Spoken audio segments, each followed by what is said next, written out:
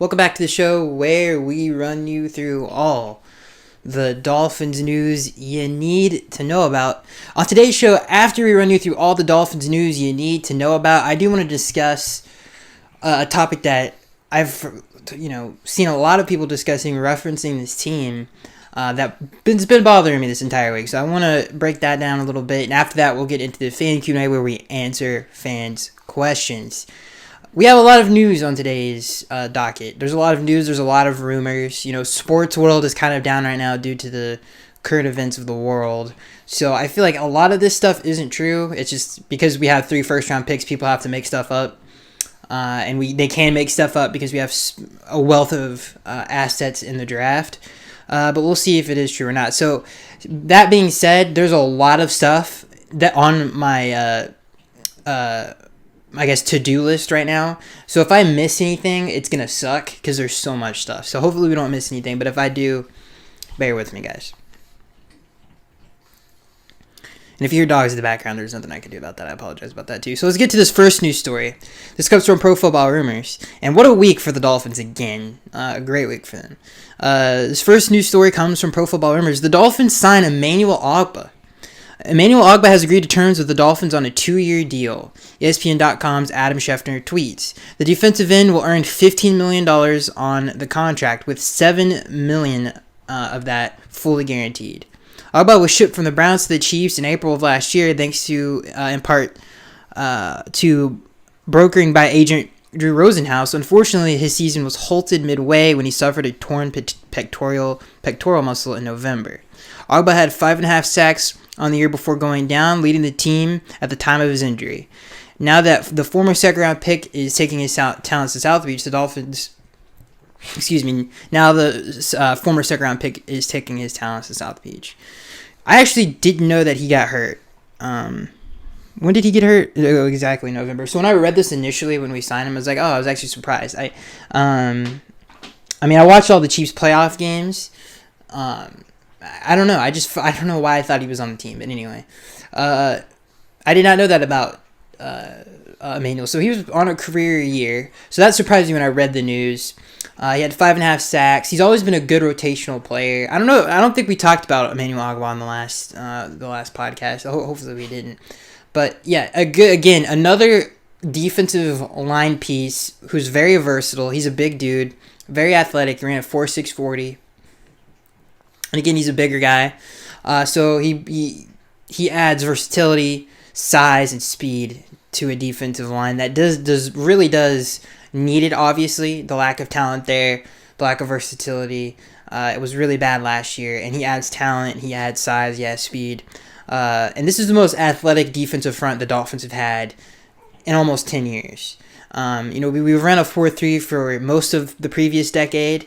And now that we've switched to a 3-4 since in a multiple front, really, not just a 3-4, since B-Flow has gotten here, and now that we're really starting to take shape with that defense, with all the additions that we've added, this is by far the most athletic front that we've had in 10 years. I would put this front in terms of speed up against anybody now that we've added all these people, and he adds a lot of that to this defense because he can move inside or outside. If it's third down, you can move him inside if you want to. He's a good run defender. He's a great rotational player. That's what he's really been his entire career. And he was obviously getting more starting snaps with the Chiefs before he tore his pectoral muscle. And he was obviously going on to a career year. So he's always been a good player. He's not a superstar. He's not a star. He's not a great player. He's not a Pro Bowler. But he's a good starting defensive end in the NFL. And that's something this defense desperately needs. And now that we've added 2, like I said, the thing that this team has really transformed into is a physical, big fast defensive front with a lot of the guys that they've added. Every single one of the guys that they've added to the front are all good run defenders, and they're all athletic. So this defensive line is by far, like I said, I'm going to repeat myself for the 15th time, the fastest defensive front that we've had in Miami in a long, long time. And when you look at some of the shortcomings of previous defenses and how slow those fronts were, and mainly most of those defenses were 4-3 defenses, and how slow and unathletic we really struggled against mobile quarterbacks. And we've struggled since Josh Allen got into the league. And before that, when Tyrod Taylor was the starting quarterback for the Buffalo Bills, we struggled then too. And if you guys even remember further back than that, when Geno Smith was the starting quarterback for the Jets, we actually struggled with some of the stuff that they were able to do with his athletic ability. So we've been struggling against mobile quarterbacks for a long time. We had that terrible game against Cam Newton where he just ran all over us. Our front really just couldn't keep up with him. And it really allows offenses to really get favorable matchups because we just can't contain your quarterback. And that allows for second chance plays, off script play, all that kind of stuff. And now that this defensive front is actually becoming a 2020 defense, a modern era defense, where it's athletic, versatile, physical, and a big front, this defense should be one of the more fun defenses we've had here in a while, and Emmanuel Ogbah really adds that. So if you're looking for an idea of what these players add, they're not superstars, but they really mold this defense into something that it hasn't been in a very long time. So it's a great signing by the Dolphins, and I'm really happy about it. So let's move on to the next news story because we have a lot to talk about on today's show. Yeah, but and again, when you look at but one thing I will say before we move on, and why that's important, if in case I didn't make that more, and I think I did, but I hate when I repeat myself. But when you have Josh Allen in your division, and the dude's literally has 100 yards, I think he's had 2 games against us that he's had 100 yards rushing. That's a quarterback. And he's had multiple rushing touchdowns because we just weren't athletic enough as a defense. And we definitely weren't disciplined enough. We did so much better, just off of scheme alone, when Brian Flores, his first 2 games against him, did so much better against him in that department. But this is going to help us really play the Bills and really match up with the Bills better. All right, this next news story comes from Pro Football Rumors, and obviously, if you're a line of scrimmage fan, this entire offseason, you're pretty happy. The Dolphins have, let's see here, I'm getting my stuff mixed up again. They have signed Ted Karras, I think is how you say his name, and I think I'm right about that. So, again, this comes from Pro Football Rumors. The Dolphins have signed the former Patriots. The former Patriots center will come to the Dolphins on a 1-year, $4 million deal. Barry Jackson of the Miami Herald tweets.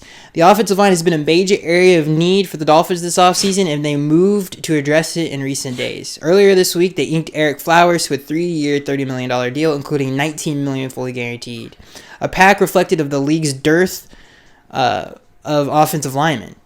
Next, the Dolphins will have to figure out their left tackle situation, and Jackson Harris are likely to find that man in the draft. So Ted, it's hard to find stats on center, so Pro Football Focus is the best place to do that. So Ted allowed 2 sacks in the NFL.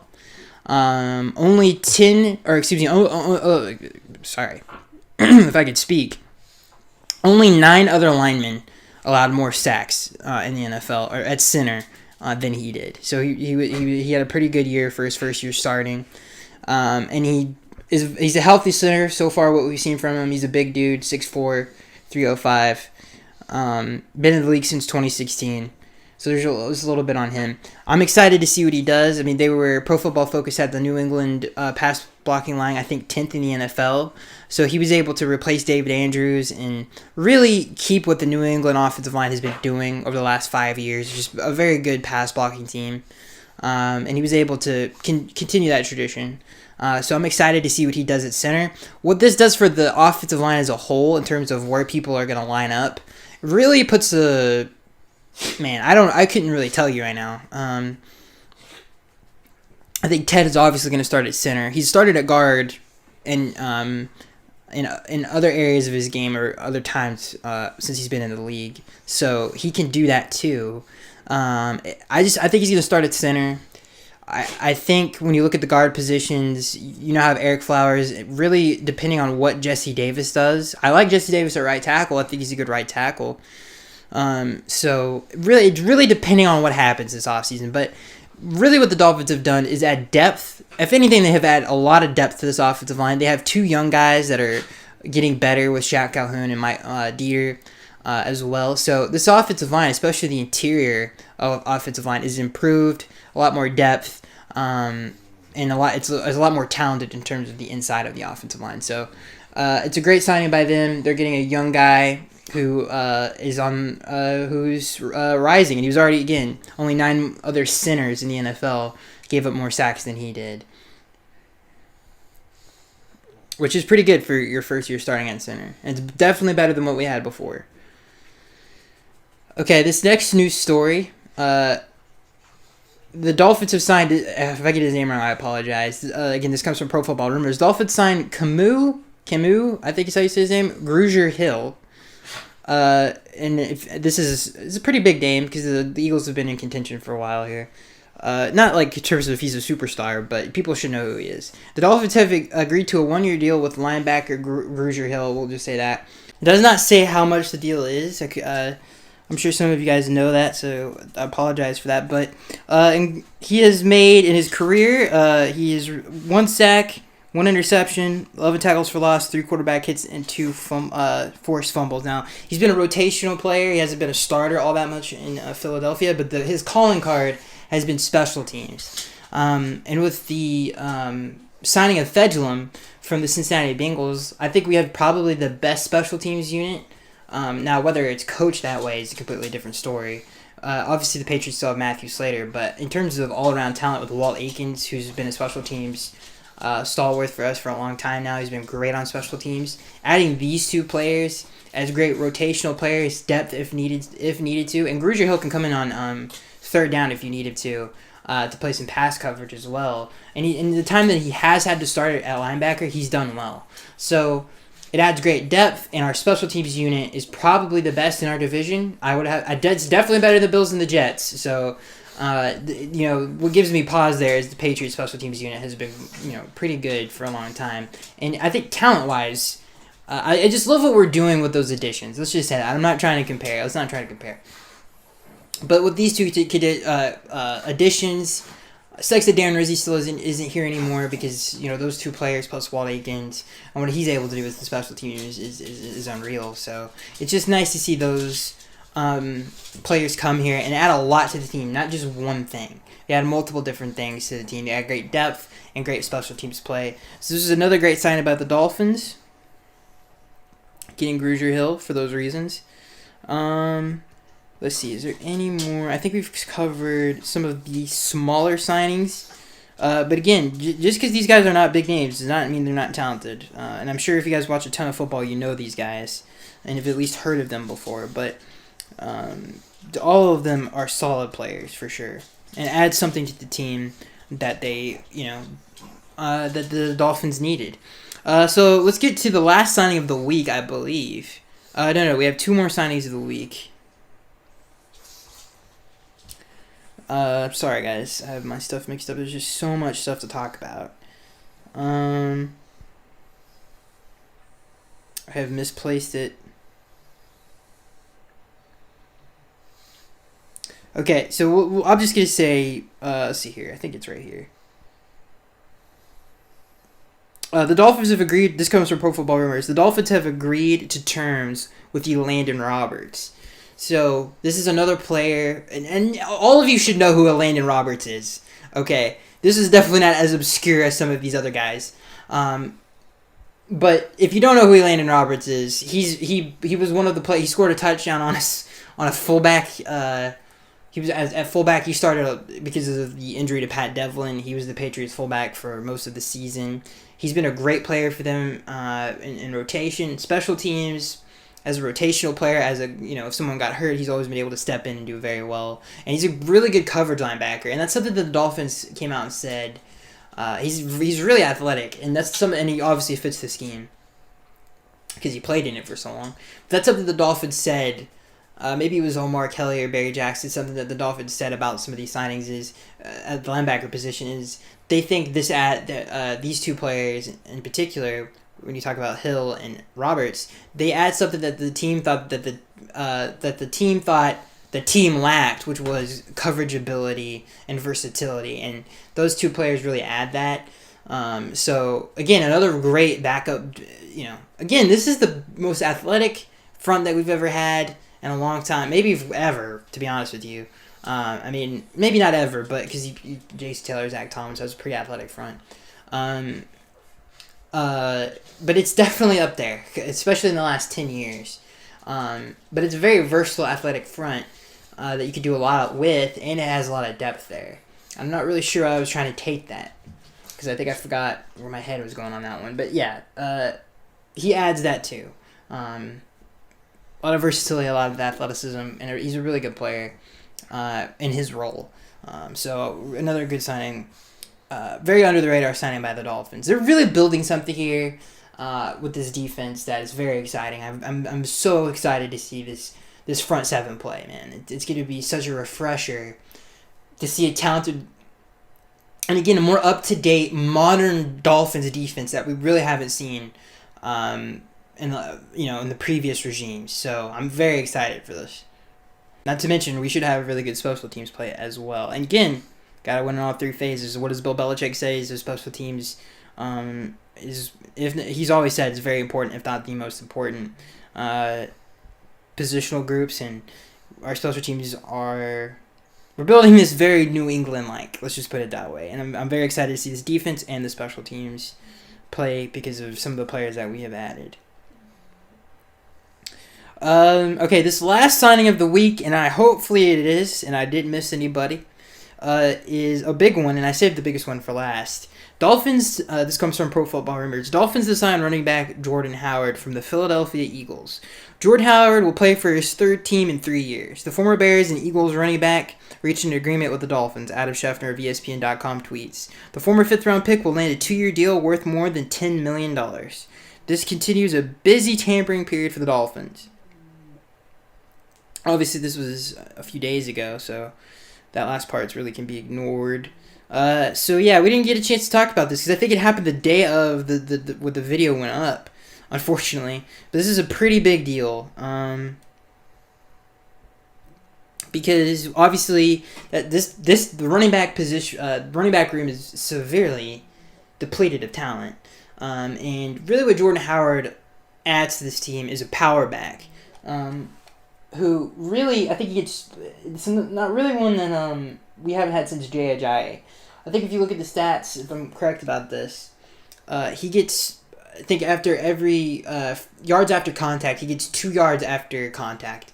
And he was getting that, I think he averaged almost 5 yards a carry last year, or something close to it. I know he averaged over 4. So this is a running back that's a power back. He's not getting you in third and long. He's going to keep you ahead of the chains. And that's something and he's a great running back. He's just a great runner. He's not an athletic guy. He's not a very versatile running back. He's just an old school grinder. And that's something this defense or this offense needs because, the offensive line, depending on how things go, the interior is really good. And I think our running game is going to be significantly better. And I shouldn't say it's outstanding like it's the Cowboys or something like that, but it's much better than it was last year in terms of talent. So combine that with him and his ability to get yards after contact, and he's played behind some bad offensive lines and still been very productive throughout his entire career. So a combination of all of those things, plus we got him pretty cheap, plus we're probably still going to take a change of pace back in the first or second round in April. That makes me very excited. And this was another great signing. Like I said, the thing that he offers most of this offense that this offense didn't have before he got here, he adds a great instinctual back that also gets you, again, you're not getting 3rd and 8, you're not getting 3rd and 7s with this guy on a consistent basis.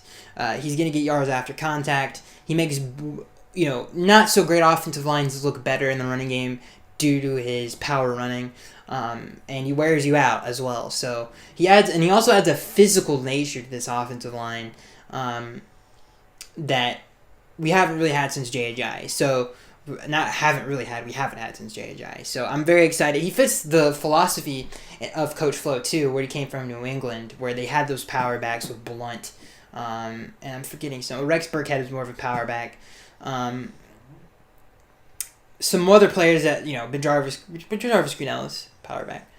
Some of those players that just kind of kept you ahead of the chains, and we were able to really get down and dirty And it makes you wonder of how versatile the offense is going to be since Shane Gailey got down here, how versatile it's going to be. Will we see more I formation, or are we going to be more exclusively in the shotgun? It's going to be interesting to see if that will change week to week like New England does with Josh McDaniels. And it's going to be interesting to see if we add more of those formations with him, because that really fits his skill set. So, talented player, makes the offense better. And the weakest portion of this offense was the running game. So it really improves that, especially with all the additions we've made it to improve the interior offensive line. And him, we should have way more rushing yards. And our Ryan Fitzpatrick shouldn't lead us in rushing this upcoming season. And it's going to add another dimension to it. We had one dimension to this offense. It was a really good one. We were top 10 in passing the last 2 months of the season, but we had no running game. We were still putting out points too, which is the most impressive part about that. We were so one-dimensional, but we were still able to move the ball on a consistent basis. This, relieves a tremendous amount of pressure from the quarterback position. It's not Ryan Fitzpatrick doesn't have to duck and dodge every, other down, and he doesn't have to be constantly, the pass rush just can't kill him. We can add play action to this offense, which we didn't have last year, because they were just able to pin their ears back. Literally every time we play action, it was a mess.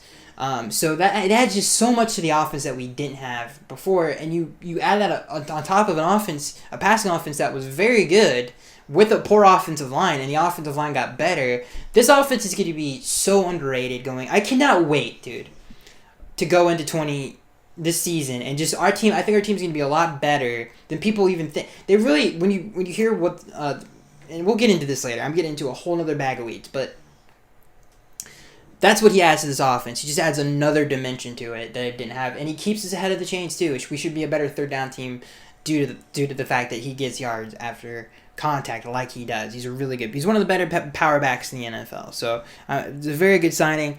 You pair him with a Swift or a Dobbins or Taylor. Taylor is a less versatile running back than those guys, but it could be something very special in the backfield. Is that all the news? No, it's not all the news, but I think it's all of the... Yeah. And just some quick ones that I did. It's not really worth talking about. Devin McCourty. We made Devin McCourty an offer. This comes from Pro Football Rumors. He opted to stay with his twin brother in New England, which is totally fine.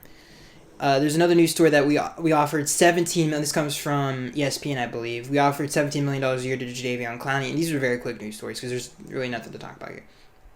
He rejected it because he wanted more money than that. He was looking somewhere around $20 million a year.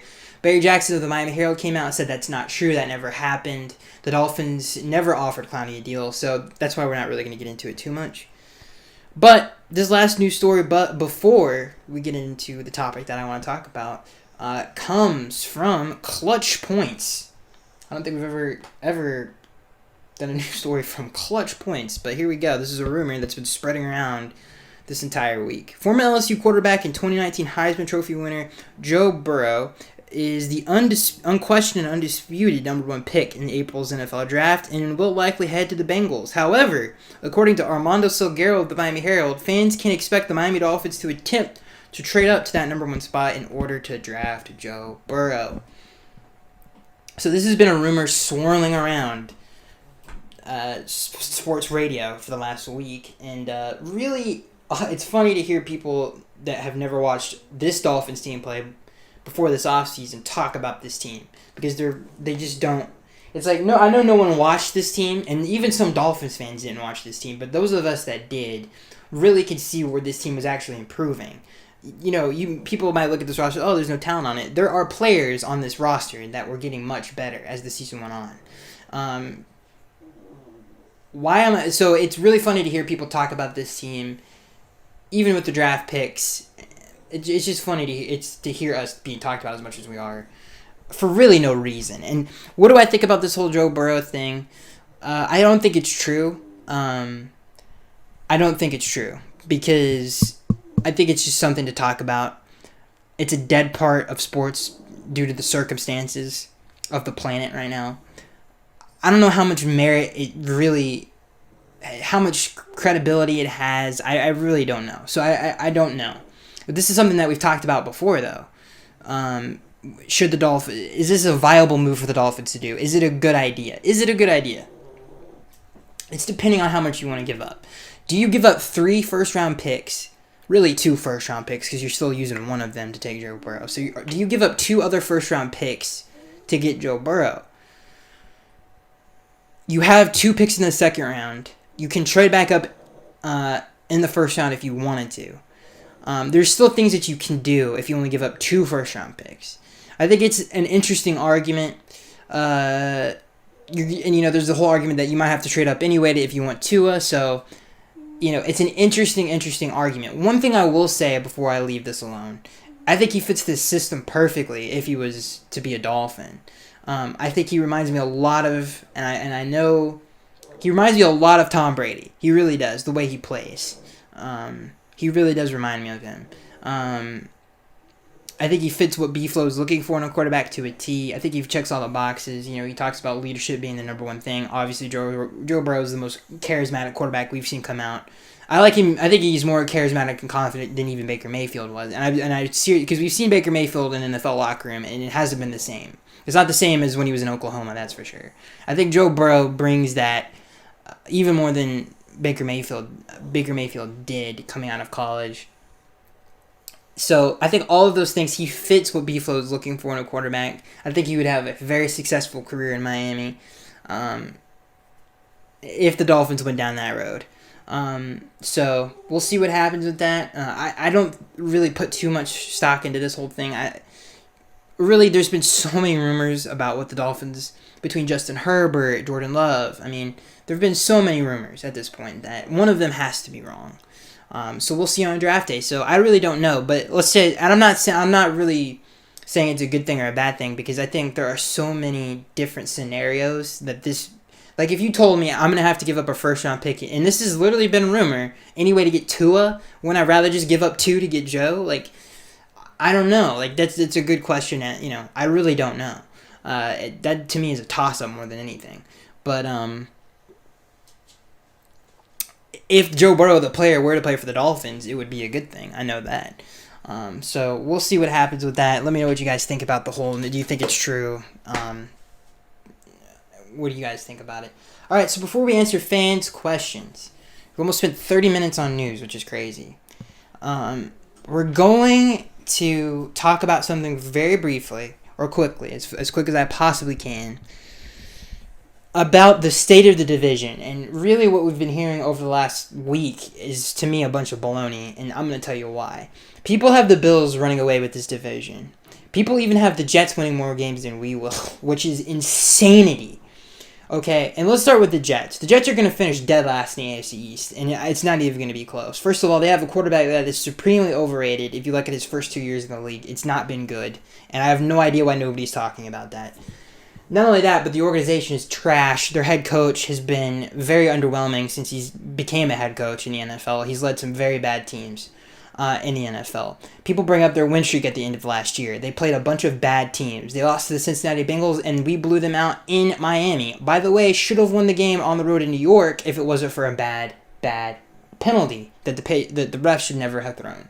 So they got bailed out by the refs. That's not going to happen again. Okay. By the way, Jason Sanders that week kicked, I think, 7 field. He might have even kicked more than 7 field goals. We couldn't finish in the red zone. If we finished in the red zone in that game, we would have slaughtered them. Okay. For some reason, it was just an off day with Fitzpatrick. He missed a couple throws in the end zone that he should have made. But it is what it is. We have to move on. The Jets, to me, are not. We got so much better this year. And we were already better than them last year, that they shouldn't be an issue. They're finishing dead last in the division, no doubt in my mind. When you talk about the Buffalo Bills, if you look at what happened last year, people act like this is a team that won 13 games. Like, oh, this team's going to be a destroyer of worlds, for God's sakes. No, that's not the case. They won 10 games last year. They rested their starters the last week of the season. And we played them very hard on the road in Buffalo, which is, if you talk about the last 10 years of Dolphins football, has been a place we have struggled just as much. We've struggled just as much there as we have in Gillette Stadium. That's how bad it's been going to Miami or going to Buffalo. The only 2 wins that we had in really recent memory is when Reggie Bush was still on the team and Brandon Marshall was still on the team. And then obviously we had the clutch win against Rex Ryan to go to the playoffs in 2016. Sorry about my cat, the cat in the background. It's way too, just a little craziness going on in the background. Anyway, the point is, those are the last 2 wins we really had. But I don't know what our record is going to Buffalo last decade, but it's not great. Those are the only 2 wins that I can think of. I don't think Tannehill ever got a win in Buffalo. No, I don't think he ever did his entire Dolphins career. I could be wrong about that, but I don't think he ever did get a win in Buffalo starting as the starting quarterback. Could be wrong. But so yeah, it's been a tough place to play. And we went up there with B-Flow and should have won that game if it wasn't, for a bad interception at the end of the game to really put us in a good position when Ryan Fitzpatrick threw. And Preston Williams had a terrible fumble, which put them up 7 when it was a tie game, and we were actually moving the football. So I liked our chances in that. Even if let's say we lose that game, which we did by a possession, we still played them that hard with that team, okay? So, and we're so much better than we were before. And I know the Bills added a receiver. Good for them. But they lost their sack leader. They lost one of their best defensive ends. And they added a bunch of players that aren't that great anyway. Like Vernon Butler was terrible in Carolina. He was a bust. So, I don't know if you can really say their defensive front got better. So I think when you look at the division, I'm not saying we're going to win the division, but to say that we are going to win the same games as win less games than the New York Jets, I want to slap you in the face. I'm going to be completely honest with you. How can you say something like that when you look at the circumstances of last year and the improvements that we've made so far? Not to mention we have all of these picks in the draft.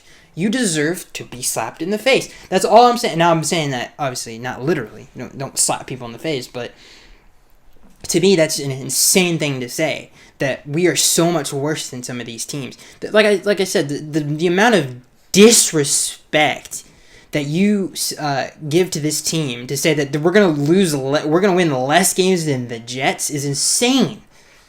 That's not gonna happen, and I say that confidently. And we will play the Bills hard. What will happen? I don't know, but I can tell you this: they're not running away with the division. We will contend for that title. I promise you that. I promise you that. The fact that these people want to, the fact that we did that with that, we beat the Bills the Patriots in Gillette Stadium with that team. That's something the Bills couldn't even do. They were competing for a first round bye, ladies and gentlemen, for the 2 seed. It wasn't like they were playing for nothing, okay? And we still beat them in Gillette. That's the first time we beat them in Gillette in over 10 years at the time, okay? So I don't understand this disrespect this team is getting. I really don't. I don't care. I really don't care what other people think. But the fact that I hear people like, oh, the Jets and all this other, it's just, and that's, to me, baloney. People have the Jets making the play. This is not a joke. If you go back last year, people had the Jets getting the 6th seed, for God's sakes, because they had Le'Veon Bell. Like, some people said that. That's not a joke. Okay? And look at what they did. Look at what they did. Okay? Look at what they did. The Jets, if I swear, man, we're going to sweep the Jets, okay? The Jets are going to suck this upcoming season. They have a bad quarterback. They have a bad head coach, or a mediocre head coach at best, okay, who runs an overrated offense. Robbie Anderson isn't even on the team anymore. God bless them, okay? Good luck. Good luck moving the ball on two of the top 5 corners in the NFL with that receiving core, for God's sakes. Good luck getting any running backs out of the backfield on some of the linebackers that we added against you guys, okay? Good luck with that. Good luck with that. You guys couldn't go. Greg Williams' defense is still going to be ran with virtually the same players this upcoming season, and they could not check DP or Preston Williams when we played them. Okay? They couldn't even come close. They couldn't stop us from moving the ball without Devontae Parker. And Isaiah Ford had 90 receiving yards on them last year. Okay, good luck with that. Good luck playing man-to-man against our receivers. And by the way, Mike Gesicki's going to be a year better. Oh, and by the way, we're bringing in a running game this time. Okay? So, good luck with that. That's all I wanted to say about that. I think we're getting disrespected way too much, which is fine. If that's how people think that's the level of play we're going to bring is on the same level as the Jets. It just made me very upset inside when someone says that we are on the same level as that team, because that's insane. That is absolutely insane. With the pieces the one thing you can say on defense that we don't have is we don't have a superstar defensive end. What did the Patriots have when they beat the Rams? Did they have a superstar defensive end? No. They had Trey Flowers, for God's sakes. That is not a superstar defensive end. Okay? That's how they build their defense. Built their defense and won a Super Bowl with it. Okay? What did the Patriots have when they won that Super Bowl? A very strong secondary. We still need a free safety. We're not on that level yet. We still need a free safety, but once we get one, and if we do get one, Demarius Randall is still out there. We'll see. He fits the scheme because he played corner and safety. I think he fits the scheme very well. We'll see what the Dolphins end up doing with that position. But when you look at the secondary, you got Nick Needham in the slot, possibly, and you got two lockdown corners. By the way, Nick Needham led the NFL in pass breakups by all rookie DBs. Okay? And he was a starting corner on this team last year and played pretty dang good for the most part. For an undrafted rookie, he played very good, actually. So, I'm just saying, if you don't want to put respect on the Dolphins, you're gonna. Trust me. I think we're going to win less games than the Jets. Or win the same amount. This is disrespectful is what that is. Brian Flores has earned more respect than that. That is insane to me. And all the improvements that he's made and all the scheme fits, he deserves more respect. And this team deserves more respect than that. But that's fine. If they want to sit here and... I mean, who are the... Listen, people... Now, just because Bill Belichick's on the team, this is the last point I'm making before we move on. The Bills are clearly our hardest competition in the division. The Patriots aren't going to be better than us, especially if we nail the quarterback position. I will hold off until... We'll see what we do with the quarterback. In terms of, future. But right now, obviously people underrate Ryan Fitzpatrick. We're not even going to get into that. He's going to be running an offense where he had statistically his best year, even though I think this previous year was his best because he carried a team. We're not talking about that right now. So we're pretty solid at quarterback right now. We have a pretty dang good one. The point is, if you look at the Patriots quarterback situation, they have Stidham and Brian Hoyer. What have they ever done in the NFL? Now, Stidham could become something, but from what we've seen of him so far, he's not. They don't have a quarterback on their roster right now. We have a quarterback that threw for 30 touchdowns in a career. And he's returning with that same offensive coordinator that helped him do that. And he had a less talented receiver core with Eric Decker, and he had, I think, Brandon Marshall at the time where he did that. Preston Williams and Devontae Parker. Preston Williams is better than Eric Decker. And we have way more depth in terms of tight end and depth at receiver than that team did. So, this division, we could win this division. I don't want to, speak out of turn. I really do believe we could win this division. I'm not joking. I really do believe that, and I think this organization believes that with some of the moves that they've made. So let's get into the fan Q&A. I just wanted to get off that. At the very least, we deserve to be respected more than the Jets. We earned that last year. We definitely that this coaching staff and Brian Flores as a head coach earned that. That we should never be compared or have the same wins as the Jets in any sort of conversation, in my opinion. Okay, so let's get into the fan Q&A where we answer fans' questions. We have a ton of questions this week. You guys were awesome. You asked, I think, 30-plus questions, 33 questions.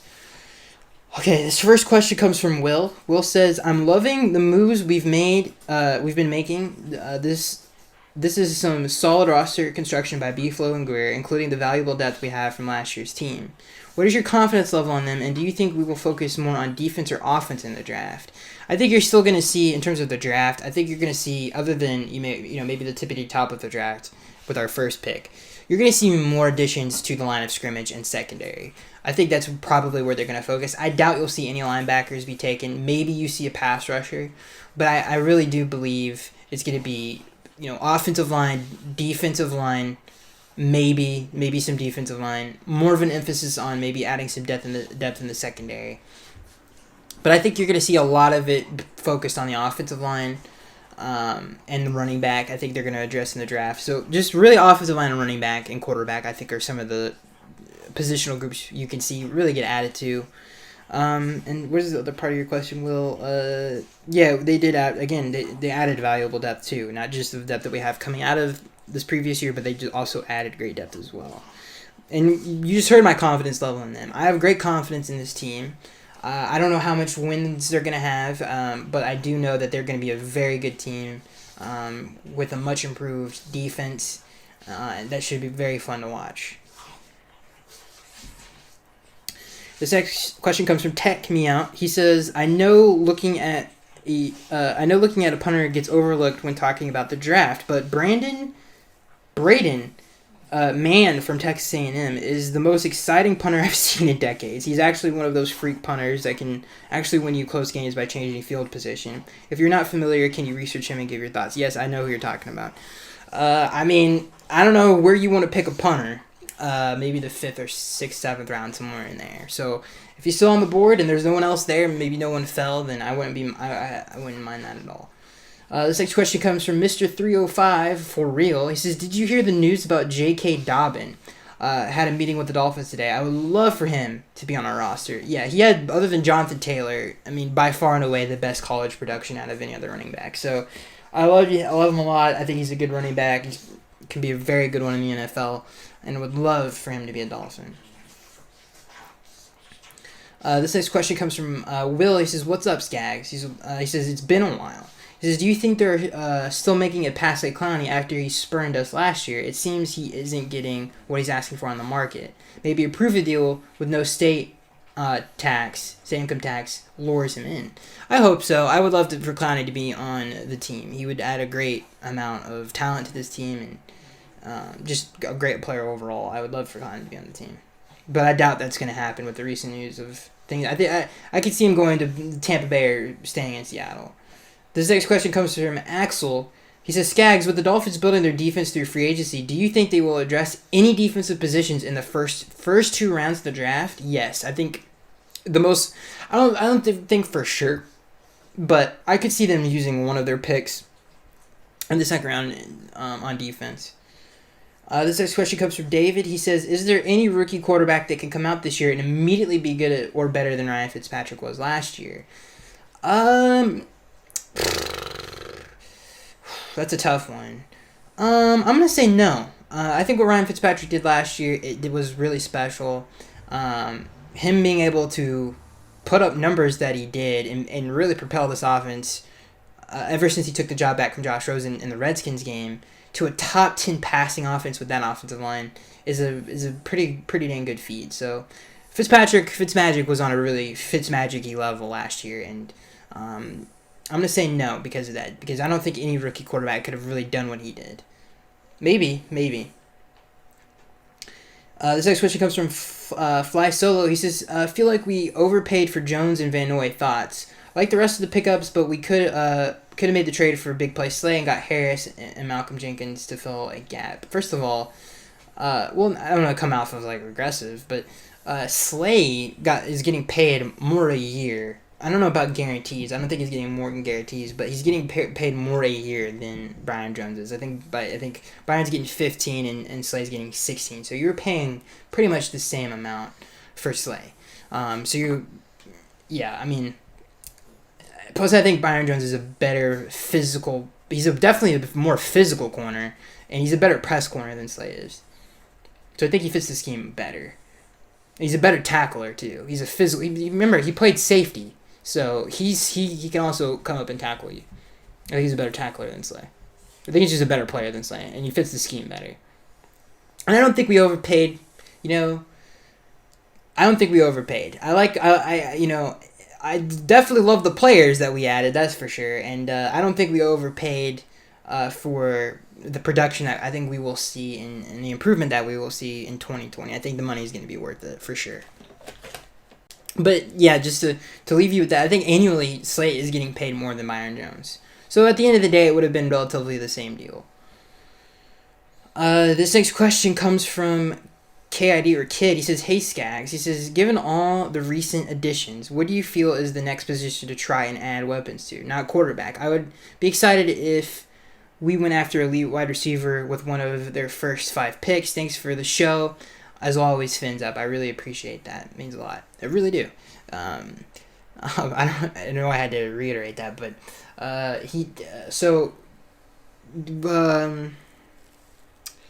do I think we're gonna go after a receiver? I would love Henry Ruggs, but I'm also getting warmer and warmer to the idea. Say we take Tua, or just put a quarterback's name in there with the 5th overall pick. I know some of you guys like Herbert or Love. Just name a quarterback, pick one.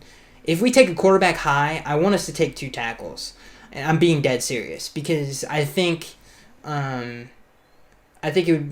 would be a good move. But if we took Ruggs in a tackle, I would be extremely happy with that too. But taking 2 of the top 5 tackles in this draft, I think would be a good idea. With pair him with the quarterback, we already have the weapons in place. We really fortify the line of scrimmage. I think that would be a very, very, very good move. This next question comes from Tech Me Out. He says, "Hey, hi Skags. Hope and pray you're safe. Thanks for doing the show. It's a great distraction from terrible world events." Thank you for that. I mean, obviously it sucks what's going on, but I appreciate the compliment. He says, "My favorite back of the NFL or the draft is Dobbins. He reminds me so much of a cross between Barry Sanders and Ricky Williams. I think this guy could be a superstar. How do you see it?" Yeah, I mean, JK has been my favorite running back since jump. I like him a lot. I don't know if he'll be that good, but he definitely is going to be good. Great. Even he has potential to be great. But he's my favorite running back in the draft for sure. This next question comes from Beef Kimchi. He says, "Hey Skags, with some news saying that the Dolphins wanting to trade up to get the 1st overall pick, do you think that is a big sign that the Dolphins do not want Tua? Not only that, do you think Cincinnati is smart enough to make that move?" Oh man, I've said this before. I have a feeling that they're going to take Justin Herbert, and I'm not joking around when I say that. Something about it, man. I don't know why, but I don't think the Bengals are going to have Joe Burrow. Whatever happens, how it happens, I don't know, but I don't think they're going to pick Joe Burrow. So whatever happens. I really don't know what it's going to happen. There's so many smoke screens. Like I said, there's been 50,000 different rumors when it comes to what the Dolphins are going to do at the quarterback position. We know they're going to take one. We just don't know how they're going to do it and who they're going to take. So it's really anyone's guess at this point. I think some of it's definitely smoke screens, and we'll see what they end up doing. But again, if the Dolphins decide to do that, I think it would make a lot of fans... If we gave up no second-round picks, I think it wouldn't be that bad. If we gave up 2 of the first-round picks, it wouldn't be the end of the world, let's put it that way. But we'll see what happens. This next question comes from Fly Solo. He says, they are saying Miami wants the 1st overall pick to get Burrow, and they are saying the price is 3 first-round picks. Do you like that idea? Depending on the other door, what's behind door number 2 and what's behind door number 3. If I have to give up a first, and I've literally heard this, if I have to give up a 1st-round pick to get to 2 or to 3, or 2, I'm not. I mean, at that point, I think you should just go get Joe Burrow, because he just has less. I mean, he's going to be a great quarterback, and he doesn't have a bad injury history. So you might as well just use the extra ammo to get the better overall situation, I guess you could say. So I don't know, man. Depending on what is the value of everything, because we really don't know. It's all speculation at this point. This next question comes from Will. He says, "Do you think Taco will make it in the starting lineup? We seem stacked at defensive end. No, he's not making the team." This next question comes from Will. He says, "Do you think we will trade up for Tua so he can learn to gunsling behind Fitz for a year, then unleash him on the league, a la Patrick Mahomes? Or does Greer address other needs and pick later for Love or Herbert?" No, he's taking one he better take one with the top. He better either get Tua or Burrow. That's all I got to say about that. I don't want the other ones. This next question comes from Beef Kimchi. He says, "Wait, did you have a..." Yes, the other part of the question, Will.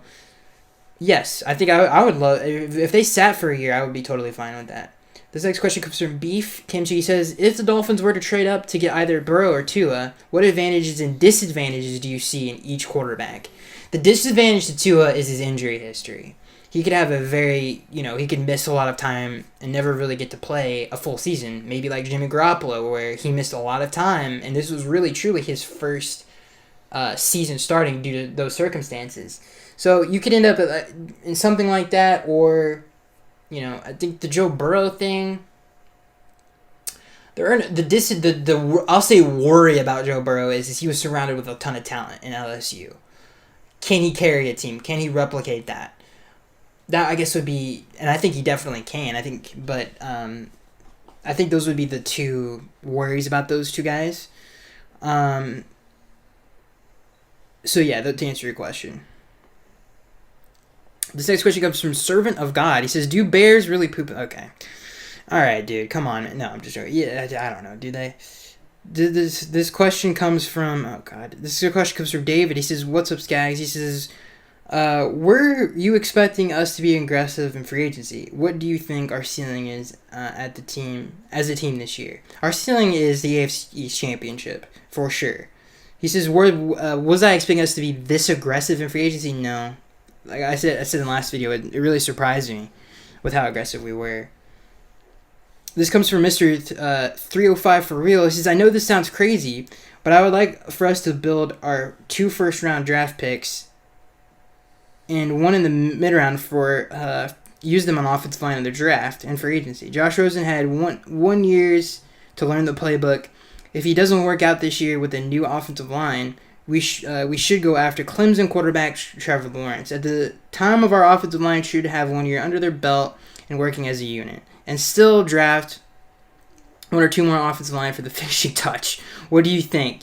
What do you do? Love your show. Keep up the good work." Okay, the last 2 offensive linemen, no. You do need 2 tackles, though. The interior is good, but you do need 2 tackles. You can still take number 1 overall. You can still take 1 quarterback high in the draft, and then I think, like I said, I would like to take 2 tackles at that point. I think you're set at that point. This next question comes from Richard. He says, "With all that is going on, I just hope we have football again." I think there's a good chance we will. This next question comes from SM. He says, "As of 9 a.m. today, XFL players can't be signed. Do you like anyone to bring in? Also, Miami has been known for finding talent like Cameron Wake and Devon Bess. What position should we focus on?" Just line of scrimmage, maybe some DBs, look at some receivers. I don't know. I really don't know about the XFL in terms of their talent pool.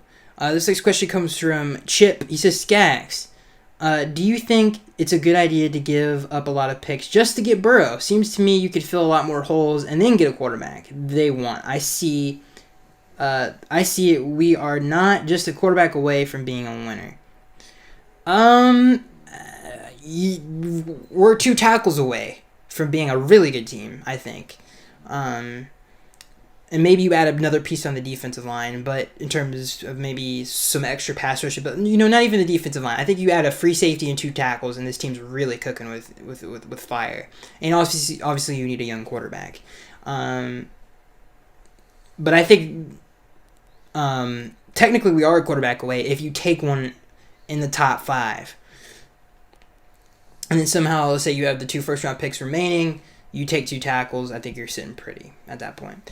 This next question comes from David. He says, "If all other areas of the team except quarterback are addressed, including O-line and D-line, and we do not take a quarterback this year, how far can Fitz take us?" We can win the division with Fitz, I believe.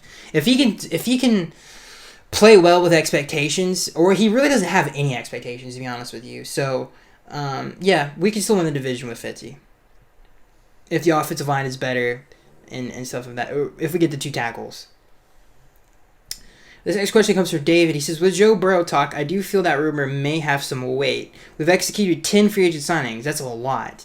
Why? Maybe because we don't anticipate having so much draft capital after trading a bunch of picks for, say, Joe Burrow. Thoughts on the potential move?" It's a good thing to bring up. It's a good point. I don't know. I don't think it's real. But maybe it is. But I don't know. We'll see. It's hard to tell. This question. That's a word.